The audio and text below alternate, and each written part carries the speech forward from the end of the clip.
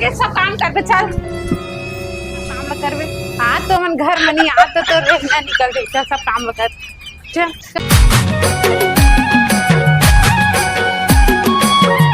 चल शाम हो इस पहले चावल वाला निमार के खाना वाना बना लेता डोगरा गैस पे काय कर रहा था तू? तो राखी नहीं दिखा का था चावल नहीं मारा था मैंने पूछा था मैंने बता ना देख के खबर पूछा था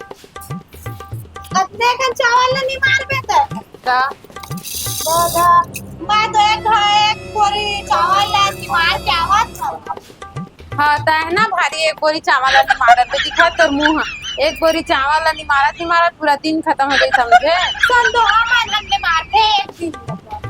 बाद ऐसे जल्दी करे ना 2 मिनट में हो समझे एक दिन की बात है बतावा बता ना एक दिन की बात है मैंने 10 क्विंटल एक दिन पूरा नहीं मारे रे आई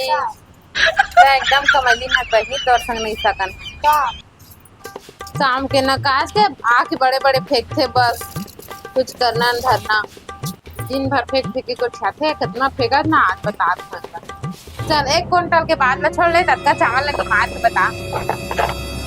ये रहते का 2 मिनट के काम ले नहीं मार के बता ये देखो पूरा चावल लगवा दे एक कुंटल ये ऐसा कुंटल नहीं गिरी का